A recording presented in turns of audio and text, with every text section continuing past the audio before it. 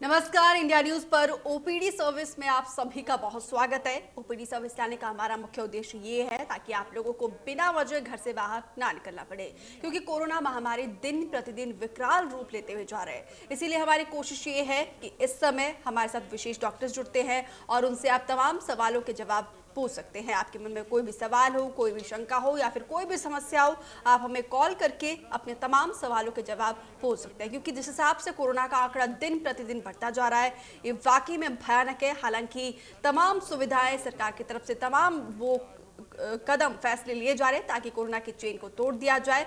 ऐसे में हमारी भी कोशिश है, जिस जिम्मेदारी से हम अपनी खबर को दिखाते हैं, ऐसे में हमारी भी कोशिश है ताकि आप लोग बिना वजह घर से बाहर ना निकले। अगर आप होम आइसोलेशन में हो या फिर अगर आप में कोई शुरुआती सिम्टम हो तो आप सभी हमें कॉल कर सकते हैं।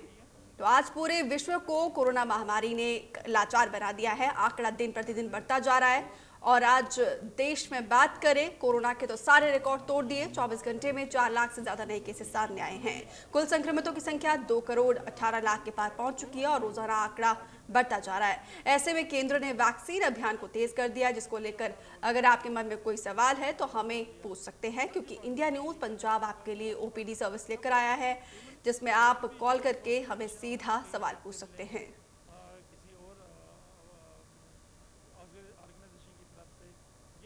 कोई आना चाहे, कंट्रीब्यूट करना चाहे तो आजकल के दौर में तो सबको मिल बांट के ही काम करने से हम इस परेशानी से निजात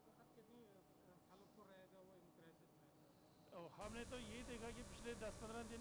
तो सबसे पहले कोरोना के लक्षण के बारे में जानते हैं, क्या इसके सिम्टम है, कब आपको ज्यादा सचेत होने की जरूरत है। अगर आपको खांसी है, जुकाम है, अगर खांसी से क्लॉट आ जाए तो आपको सचेत होने की जरूरत है, डॉक्टर के पास जाने की जरूरत है। चेस्ट पेन हो, सांस फूल रहा हो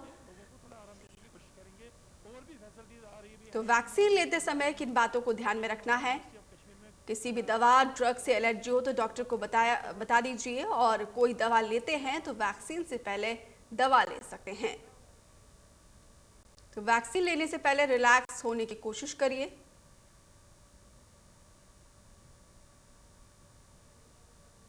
तो चलिए वैक्सीन पर बात करने के लिए हमारे साथ डॉक्टर मालती थापा जुड़ गए हैं, जिनसे जानते हैं वैक्सीन के बारे में। साथ ही आप हमें नीचे दिए गए फोन नंबर पर कॉल करके पूछ सकते हैं। आपके मन में कोई भी सवाल हो, घर बैठे आप जानकारी ले सकते हैं, तो अभी फोन उठाइए, कॉल करके कोरोना और वैक्सीन के बारे में सलाह लीजिए। डॉक्टर मालती, आपका इंडिया न्यूज पंजाब पर बहुत स्वागत है। थैंक यू, नमस्कार मैम। बहुत आप डॉक्टर्स जिस हिसाब से अपनी सेवाएं दे रहे हैं उसके लिए बहुत बहुत आभार। आप डॉक्टर्स अस्पतालों में भी अपनी सेवाएं दे रहे हैं और हमारे मंच पर आकर भी दर्शकों को तमाम सवालों के जवाब दे रहे हैं जो उनमें डाउट्स है, और हमारे तमाम सवालों का जवाब देने के लिए आपका फिर से बहुत बहुत शुक्रिया। डॉक्टर मालती, मेरा पहला सवाल ये है, जिस हिसाब से ये वेरिएंट अपना रूप बदल रहा है कोरोना, ये वाकई में डराने वाला है। और हालांकि वैक्सीन को लेकर भी जो है केंद्र सरकार और राज्य सरकार पूरी तरीके से प्रतिबद्ध है। सोमवार से पंजाब में शुरू होना है, क्या कुछ तैयारी स्वास्थ्य विभाग की तरफ से की गई है?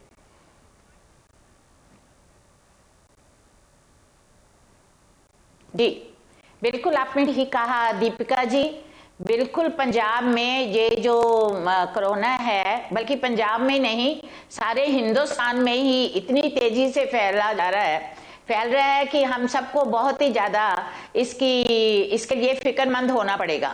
पंजाब में भी दिन ब दिन जो है इनके जो केसेस हैं, डेथ केसेस कह लीजिए, कोरोना पॉजिटिव कह लीजिए, या दूसरे आप कह लीजिए ठीक होने वाले जो केसेस हैं, वो दिन ब दिन, और डेथ रेट भी है दिन ब दिन बढ़ता जा रहा है। इसके लिए सबसे पहले जो मैं आपसे बात करना चाहूँगी कि हमें घबराने की ज़रूरत नहीं है जी। और ये जो बात कर रहे हैं कि जो तीसरी लहर है, इसका आना भी बहुत ये हो चुका है, डेफिनेट की इनएविटेबल है। पर मैं इसके लिए थोड़ा सा ये आपको बताना चाह रही थी कि इससे इतना ज़्यादा डरने की भी ज़रूरत नहीं है। मैं पहले ही कुछ बातें अपने लोगों से करना चाह रही हूँ कि सबसे पहले जो कोरोना के लक्षण हैं, जो सारे छोटे मोटे सिम्टम्स होते हैं, उसको हम लोग घर में ही आइसोलेट अपने आप को करके, क्वारंटाइन करके इसको ठीक कर सकते हैं। जैसे हल्का बुखार हुआ, खांसी हुई या थोड़ा सा सांस लेने में मुश्किल हुई, तो उसके लिए जो है हमें हॉस्पिटल भागने की या कोई ज्यादा मेडिसिन की हमें जरूरत नहीं पड़ती है। हमें सिर्फ थोड़ा सा अपने आप को क्वारंटाइन करना पड़ेगा, आइसोलेट करना पड़ेगा, रेगुलरली टेम्परेचर हमें देखना पड़ेगा कि सांस तो नहीं चढ़ रहा, या खांसी में जैसे आपने कहा कि कोई और बलगम वगैरह या खून या उसका कोई तो नहीं आ रहा। तो इसे जो है हमें जो इसकी जो इंटेंसिविटी है कोरोना के, उसके बारे में हमें पता चल जाता है। हम लोगों को चाहिए कि सबसे पहले जो जैसे ही ये सिम्टम्स हमें अपीयर हों तो हम अपने आप को आइसोलेट कर लें, हम लोग अपने आप को अपने घर में ही आइसोलेट कर लें, और रेगुलरली जो है अपनी डाइट पे, मल्टीविटामिन्स पे, अगर हल्का सा बुखार होता है तो उसके लिए हमें अपना पैरासीटामोल अगर ज़रूरत है तो हम लोग ले सकते हैं। और हमें जो सबसे ज़्यादा ज़रूरी है वो हमें ब्रेथलेस पे, अपने सांस के ऊपर ध्यान देना पड़ेगा। अगर सांस हमें चढ़ने लग गई है या खांसी आने लग गई है तो उसी को कंट्रोल करने के लिए हमें एक ऑक्सीजन मीटर की जरूरत होती है, ऑक्सीमीटर की। जो नॉर्मल जो हमारी जो शरीर में ऑक्सीजन होती है वो 95 से लेके आगे होती है। अगर हमारी जो ऑक्सीजन है ऑक्सीमीटर से 94 से तक या उससे नीचे आनी शुरू हो जाए और बुखार लगातार होना शुरू हो जाए और दिन ब दिन जो हमारा सांस फूलना शुरू हो जाए, तो उसके लिए हमें कंसल्ट करना पड़ता है अपने डॉक्टर्स को। और जो है कि इसके साथ हमें ये भी देखना होता है कि हमने इससे पहले कोई वैक्सीन लगाई है कि नहीं लगाई है, और अपने आप को अपने जो घर वालों से भी बिल्कुल अलग कमरे में हमें शिफ्ट करना चाहिए इमीडिएटली। और ये जो टाइम होता है वो 14 दिन तक का टाइम होता है। अगर 7 दिनों तक हम लोग घर में ठीक हो जाते हैं, हमारी ऑक्सीजन जो कंसंट्रेशन है वो ठीक रहती है, या हमें सांस नहीं चढ़ता है, या बुखार नहीं ज्यादा बढ़ता है, तो उस वक्त हमें। तो डॉक्टर मालती लगातार हमारे साथ बनी। डॉक्टर मालती, मेरा अगला सवाल ये है, जब कोरोना का फर्स्ट लहर था तो जी मैम इसी बीच एक और दर्शक जुड़ी हैं, पिंकी जी, आपका सवाल क्या है? हाँ जी, मेरा सवाल ये है कि मेरी मम्मी को पिछले 12-13 दिन से कोरोना हो रहा है। तो कोरोना में मतलब उनको सांस की दिक्कत तो नहीं है, पर वो कुछ खा पी नहीं पा रहे हैं, और उनके गले में भी इन्फेक्शन है, और उनके गले में इन्फेक्शन है, और क्या कहते हैं, उनको शुगर भी है। जी नहीं, उनका जो आपने कोरोना टेस्ट करवाया पॉजिटिव है कि नेगेटिव है? सुनने में आ रहा है कहीं कहीं व्यवहारिक कठिनाई। हेलो पिंकी जी, उनका आपने कोरोना टेस्ट करवाया, पॉजिटिव है या नेगेटिव है? पॉजिटिव है, 12 दिन हो गए पॉजिटिव है वो। हेलो, तो मैम आपको फिर इसके लिए डॉक्टर को कंसल्ट करना पड़ेगा। अगर 12 दिन हो गए हैं तो आपको पूरा डॉक्टर को कंसल्ट करना पड़ेगा। आपका जो ऑक्सीमीटर से देखना पड़ेगा कि ऑक्सीजन कंसंट्रेशन कितनी है उनकी, वो भी देखना पड़ेगा। और टेम्परेचर आगे से राइज हो रहा है, और उनको सांस लेने में, उनको सांस लेने में दिक्कत नहीं है। सांस लेने में कितनी दिक्कत आ रही है? हमने उनको सरकारी डिस्पेंसरी से दवाई ला के दी है, और उनका वो मीटर, ऑक्सीमीटर भी चेक करते रहते हैं जी, और उनको मतलब सांस की प्रॉब्लम नहीं है। सिर्फ उनको इस टाइम कितना रहता है उसकी ऑक्सीजन कंसंट्रेशन कितनी है उनकी? उनकी उम्र है 75। देखिए खाने में इसलिए मुश्किल होती है क्योंकि बुखार है। अगर 75 है तो प्लीज, ये तो बहुत कम है, उनको इमीडिएटली हॉस्पिटल जाना चाहिए, सीटी स्कैन कराना चाहिए, एक्सरे चेस्ट करवाना चाहिए, और अगर 75 है दैट ही नीड्स ऑक्सीजन। तो इमीडिएटली उनको तो इमीडिएटली हमें हॉस्पिटल में शिफ्ट करना चाहिए जहाँ पे ये कोविड सेंटर बने हुए हैं। 75 जहाँ पे ये कोविड सेंटर बने हुए हैं, 75 is too less. Immediately she needs oxygen और मेडिसिन और हॉस्पिटलाइजेशन। जी,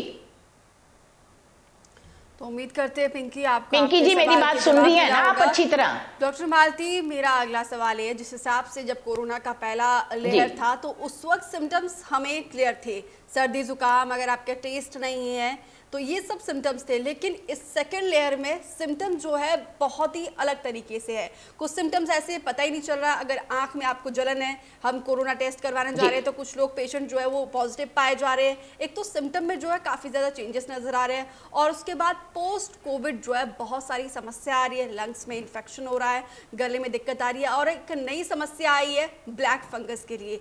क्या कुछ आप टिप्स देना चाहिए किस तरीके से पोस्ट कोविड से लोग निपटने के लिए किस तरीके की वो एहतियात प्रिकॉशन बरते?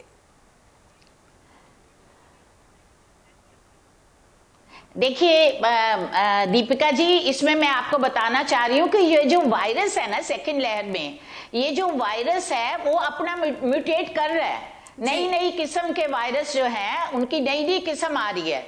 और जो दूसरी लहर में आपने बात जी जी मैम,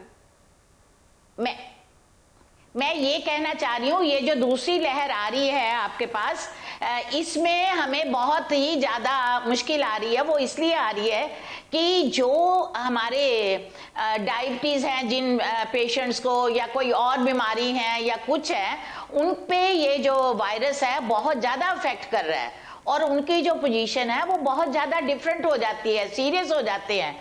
जो आपने अभी लफ्ज़ यूज़ किया ना, फंगस इन्फेक्शन हो जाती है साथ में, ये होती है उन लोगों को जिनकी जो नई वायरस की स्ट्रेन आ रही है, और जो लोग कुछ दूसरी बीमारियों के साथ भी सफ़र कर रहे हैं, अगर उनको ये हो जाए, जैसे डायबिटीज़, कोई ओल्ड हो जाए या किसी को हाइपरटेंशन हो, तो ये एक किस्म का वर्स इफेक्ट है वायरस का, जो कि फंगस जैसी चेंजेस हमारे में लाता है, जो कि बहुत ज़्यादा पेनफुल होती है। तो इसके लिए हमें बहुत ज़्यादा ख्याल करने की ज़रूरत है। तो इसी बीच डॉक्टर मालती एक और दर्शक जुड़े हैं, जगमोहन जी, आपका सवाल क्या है?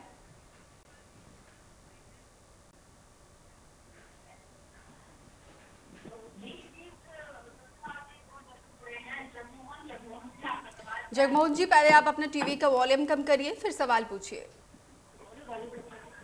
मैडम नमस्कार। जी नमस्कार।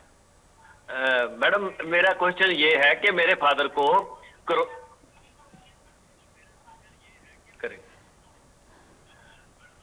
जी, मेरे फादर को ना मैडम कोरोना पॉजिटिव आए थे, वो 8 अप्रैल को। आपके फादर को कोरोना पॉजिटिव आए थे 8 अप्रैल को जी।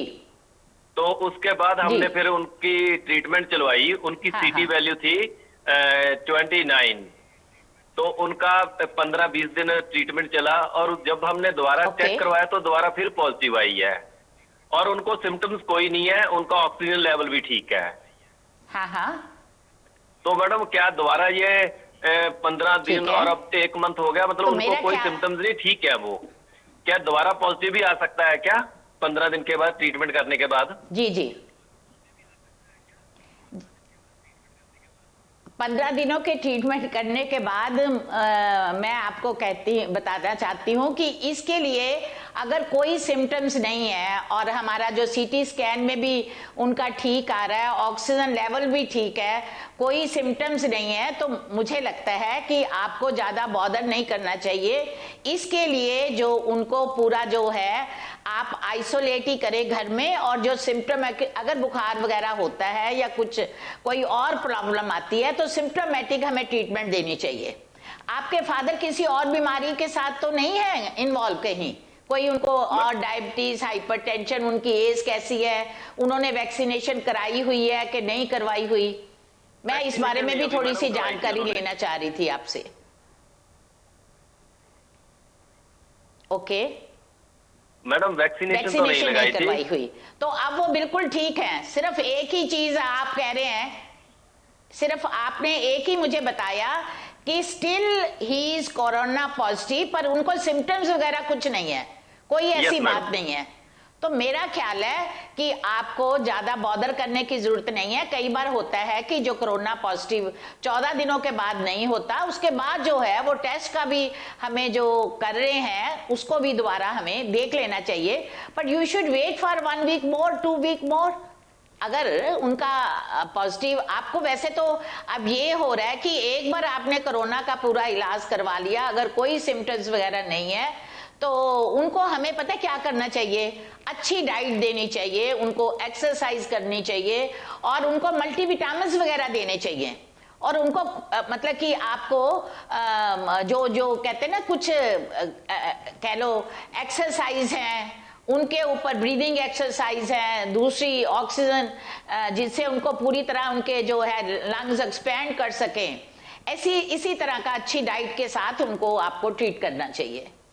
तो उम्मीद करते हैं जगमोहन आपको आपके सवाल के जवाब मिला होगा। जी। डॉक्टर मालती, मेरा अगला सवाल ये है, जब कोरोना का फर्स्ट लेयर आया था तो हमने बहुत अच्छे से टैकल किया था, लेकिन दूसरी लहर ने हमें पूरा देश को हिलाकर रख दिया और इसी बीच वैज्ञानिकों ने, एक्सपर्ट्स ने ये कहा कि तीसरी लहर जो है वो आना संभव है। कितनी बड़ी चुनौती रहेगी, क्योंकि दूसरी लहर से हम अभी उभर भी नहीं पाए और अभी हम लड़ रहे हैं, हालांकि हालात जो है काफी ज्यादा तनावपूर्ण है।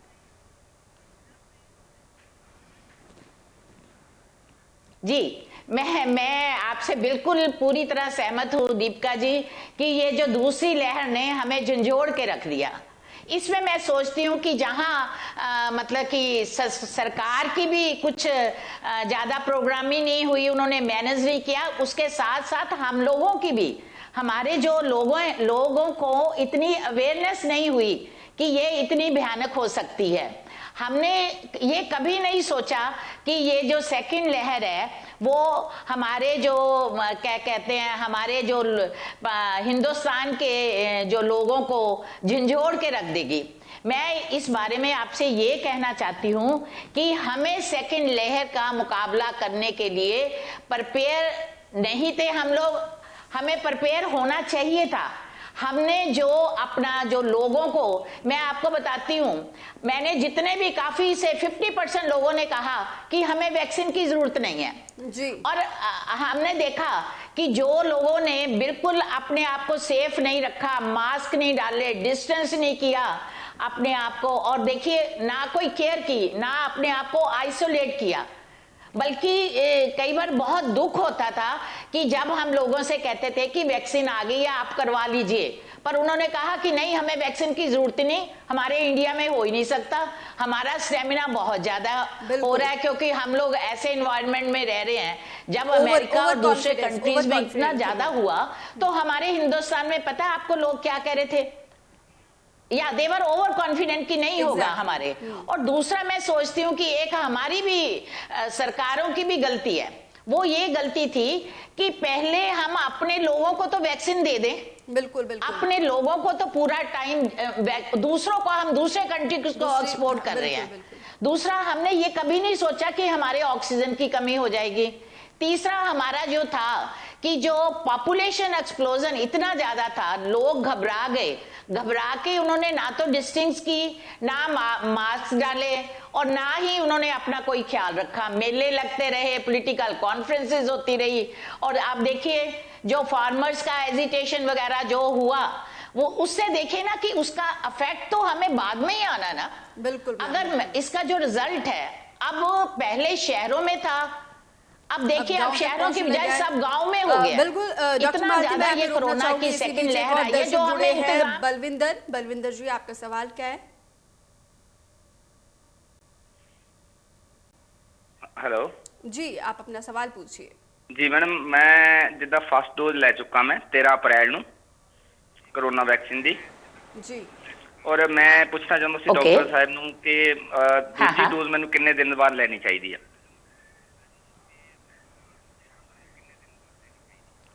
देखो, आपको दूसरी जो डोज है ना वो ऑलमोस्ट 1 महीने के बाद लेनी चाहिए। 13 मई के बाद लीजिए थोड़ा सा। और आप 4-5 दिन ऊपर भी कर सकते हैं। आपको लेना दूसरी डोज इमीडिएटली लेनी चाहिए। जी ठीक है जी। और मैडम दूसरा सवाल मेरा कुछ ये कहना है कि चाह मैं रहे हैं जिदा आप? हार्ट का पेशेंट है, ਇਹਦਾ ਮੈਨੂੰ ਕੋਈ ਸਾਈड ਇਫੈਕਟ ਤਾਂ ਨਹੀਂ जी। दूसरी डोज ਦਾ भी? देखो ये तो मैंने पहले ही बोला कि अगर आपको आप हार्ट पेशेंट हो, अगर डायबिटिक हो या कुछ और है, तो उसके लिए पहले जो है आपको बहुत ख्याल रखना पड़ेगा और अपनी वो सारी पोजीशन सोच करके अपने मेडिकल कंसल्टेंट के साथ जो है आपको ये लेनी चाहिए। पर मैं ये सोचती हूँ अगर आपने पहली डोज ले ली है, ऑलरेडी जी। पहली डोज आप ले चुके हैं, कोई जी। उसका साइड इफेक्ट तो नहीं हुआ आपको? जी मैंने कोई बुखार नहीं होया हुआ, ਸੀ ਜਿੱਦਾਂ। तो उसके बाद अपने मेडिकल कंसल्टेंट से पहले आप अपनी ईसीजी वगैरह करवा के अपने ब्लड प्रेशर को देख के सब कुछ करके आप दूसरी डोज ले सकते हैं। फर्स्ट ठीक है, must thank you। Consult your consultant ठीक है, ये thank की you, लगाने से पहले, क्योंकि इसके साथ थोड़ा सा टेम्परेचर होता है, बॉडी एक होती है, you should take care. Doctor Malati, मेरा Thank अगला you। सवाल आपके पिछले जवाब से रिलेटेड है। जैसे आप कह रहे थे कि किसान प्रोटेस्ट पर बैठे थे, पॉलिटिकल काफ़ी ज़्यादा जो है रैलीज कर रहे थे, जिसका खामियाजा आज आम जनता भुगत रही है। लेकिन इसी बीच जिस हिसाब से पंजाब में आंशिक लॉकडाउन लगाया है, जी, मिनी जी। लॉकडाउन लगाया गया है, इसका विरोध आज पंजाब में व्यापारी वर्ग कर रहे हैं। उनका कहना है कि वो आर्थिक रूप से काफ़ी ज़्यादा जूझ रहे हैं। ऐसे में जो मिनी लॉकडाउन लगाया गया है उससे उनका काफ़ी ज़्यादा नुकसान हो रहा है, जिसका समर्थन आज फिर से किसान कर रहे हैं, पंजाब में रैलीज कर रहे हैं। सरकारों की बात तो नहीं मान रहे, लेकिन आप डॉक्टर्स जो है इस वक्त देवदूत बनकर आए हैं। आप उनको क्या कहना चाहोगे जो प्रोटेस्ट कर रहे हैं आज भी सड़क पर उतर के?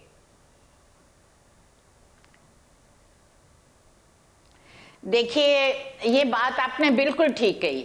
मैं ये कहती हूँ कि देखिए जान है तो जहान है, बिल्कुल।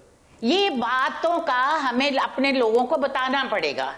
सबसे पहले मैं ये बात ना एक आज मुझे बहुत अच्छा मीडिया मेथड आपके थ्रू मैं अपने प्राइम मिनिस्टर मोदी साहब से रिक्वेस्ट करने लगी हूँ। मैंने पहले भी ये रिक्वेस्ट की थी कि मेरी आवाज अगर उन तक पहुंचती है ना प्राइम मिनिस्टर की, तो उनको पता क्या चाहिए, इस वक्त देश ऐसे एक कगार पे खड़ा है ना, इस वक्त उनको पता क्या चाहिए, वो प्राइम मिनिस्टर को चाहिए, उनकी सरकार को चाहिए कि अपनी मैग्निमिटी खत्म करें। मैग्निमिटी को पीछे छोड़ के जो ये 3 काले कानून किसानों के अगेंस्ट उन्होंने पास किए हैं ना, इस वक्त थोड़ा सा मैं कहती हूँ वो अपना दिल को दरिया बनाए, दरिया दिल बने और इन कानूनों को खत्म करके अपना ये किसानों वाला मसला है इसको भी खत्म करें। मैं ये उनको कहना चाहती हूं कि इससे आपका जो दर्जा है ना दुनिया में और ऊपर हो जाएगा। बिल्कुल बिल्कुल। आप पॉलिटिशियन से स्टेट्समैन बन जाओगे। इसी तरह मैं अपने किसानों से भी, भाइयों से भी कहना चाहती हूं, अगर आप सफर कर रहे हैं, अगर आप अपनी जान पे खेल के ये आंदोलन कर रहे हैं, आपको भी थोड़ा सा पीछे हटना चाहिए।